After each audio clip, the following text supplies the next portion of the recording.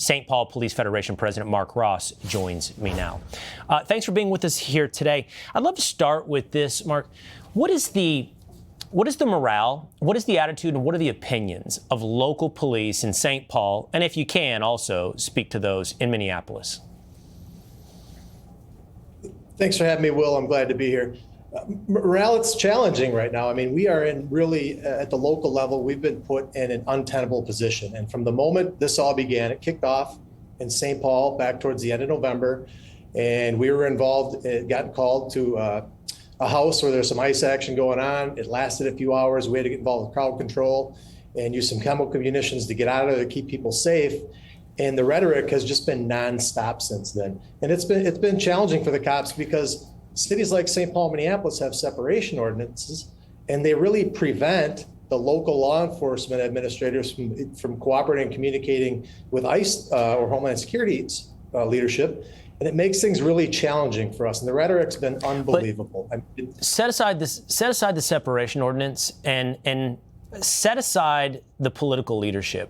I'm really curious. What do local police want? If I were interviewing a Minneapolis or a St. Paul police officer, do they want to cooperate with ICE? I would say largely yes. We want to cooperate to the degree that it makes sense for us, which generally speaking is we don't take federal law enforcement action. It's not in our jurisdiction. But when it does come to crowd control, when it comes to keeping vehicles out of scenes, and those things start to impact public safety in the communities that we work in, that's where our specialty lies, and we've been preventing from doing that. So I think that the average cop in the Twin Cities thinks that maybe we should have been allowed to coordinate a little bit with some of the crowd control aspects of this, because we have a lot of formal. If I understand, Mark, what you're saying, that local police don't want to be enforcing immigration law. And from what I hear from Tom Homan and other federal police officers, including ICE, they don't want local police enforcing immigration law. What they would like is twofold. One, honor ICE detainers, turn over criminals from county and city jails over to ICE. And two, do exactly what you're just saying. Show up and protect ICE when there is a problem with a hostile crowd, like in the situation with Alex Preddy. I would have to think if local police were present, holding back a perimeter while law enforcement operation is taking place, we would never have had the situation we had with Alex Preddy. And so what I'm hearing from you is those are two things that actually, when it comes to St. Paul police, they would love to help with ICE.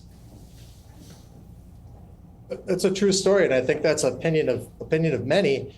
Tragically, there's 2 deaths in our community now. And now we're at a point, and think about this, most reasonable people will tell you, of course, these jails should cooperate with ICE and these detainers, and when they have people in their jails, to release them to ICE. Why would we let them back out in the community? Not only have they committed crimes in our community, but they're also in our country illegally. I mean, that just makes sense for just about any reasonable person. Unfortunately, it's all politics, and you can't find a group of more apolitical people than cops. We have to go out there and do our jobs regardless of any politics.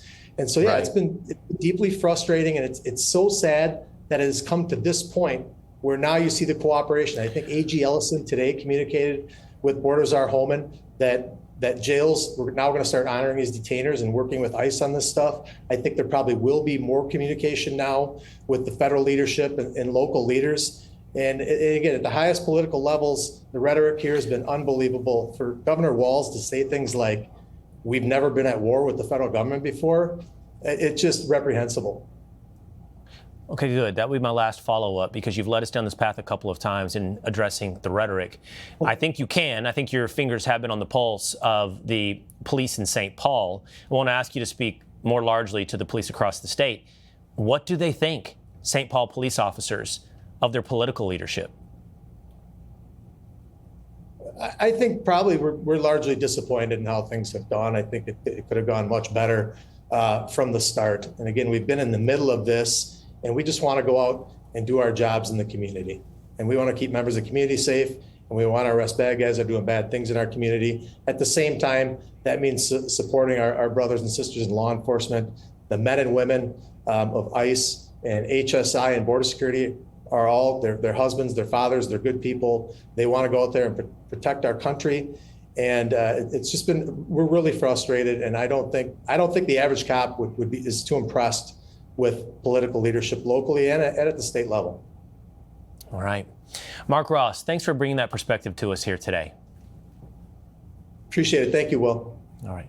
Hey, Sean Hannity here. Hey, click here to subscribe to Fox News YouTube page and catch our hottest interviews and most compelling analysis. You will not get it anywhere else.